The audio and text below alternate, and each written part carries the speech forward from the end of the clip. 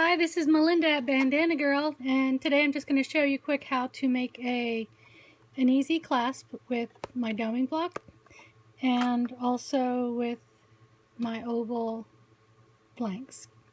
First thing you want to do is add some texture. I'm just going to go around here.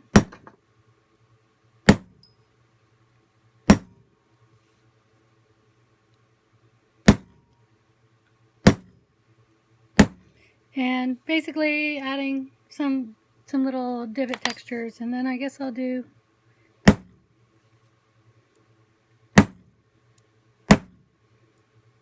this is just like a little squiggle line, so it kind of looks like a sun.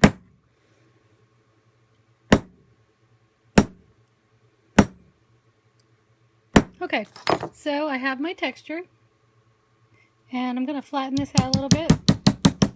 And then I want to take I use a 1.8 hole punch to put the jump ring link in, and you could put 1 or 2 or 3, however many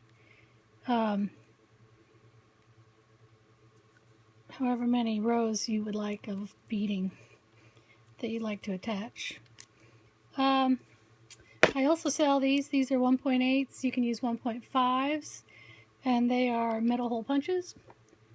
If you see a burr on the back of there, which the beadsmith are pretty good about not leaving much of one, but if you see one, you can use the vintage file that I sell. Okay, so basically we have our cool looking stamped base.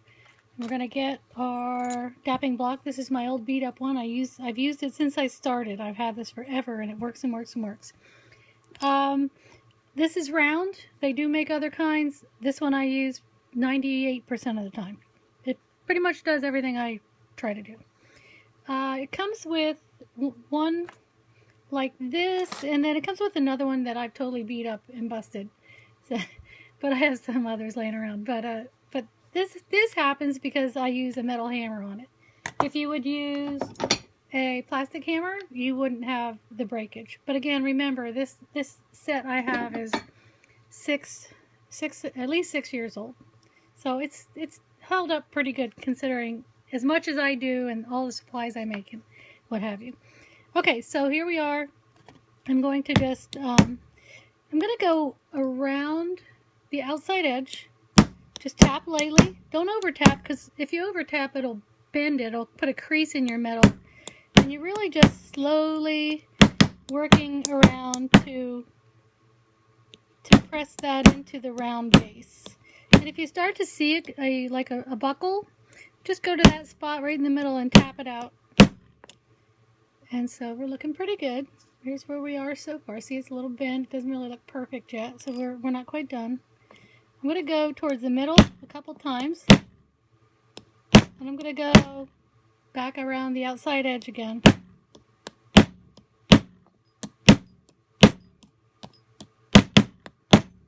Okay, and that looks perfect.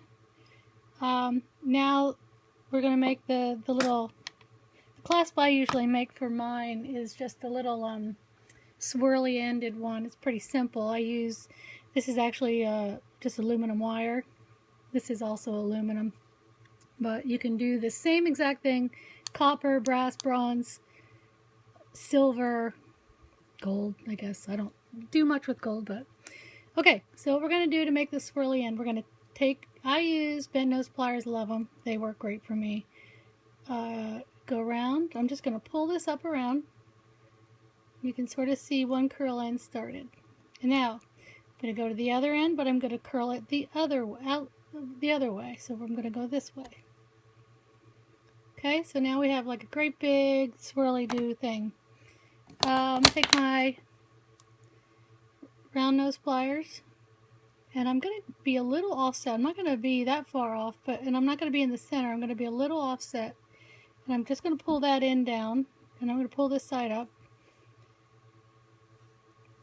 And I'm going to look at that and see, and that looks like a pretty even fit there. Now I think I'm just going to roll these up just a little bit more. And you don't want to make these swirls so big that they won't fit through. Keep that in mind as you're making this. We could even make this a little smaller, but I think maybe just a little bit. Just gonna... Okay. Now the other thing we can do with this is take our hammer. We can actually, I'm gonna hammer this a little flat, and then I think I kind of want this texture to sort of be in there, and I'm gonna try to put a little bit of that in there. Might be hard because it's a wire, not a piece of flat metal, but it's kind of working. You sort of see it. Now, a lot of people, when using aluminum, you can't really oxidize this with the normal oxidization options, like the different ones I carry in my store. But you can take a black marker and put marker down in your grooves, if you like, and that'll show up as oxidization, and it'll last. So here we are, we're all done. Basically we need to add our jump rings and finish it. For me, there are two options, and I can't really show you this, but I'll show you what it looks like.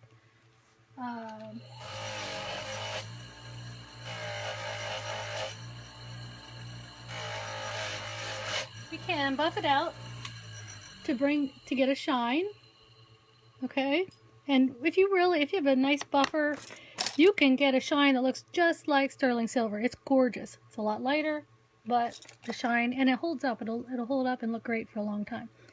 The other option is on aluminum is you can use 000 quad 0 steel wool, and you can give it a brushed look. And that's just cool too. It's sort of looks like steel, like a brushed steel.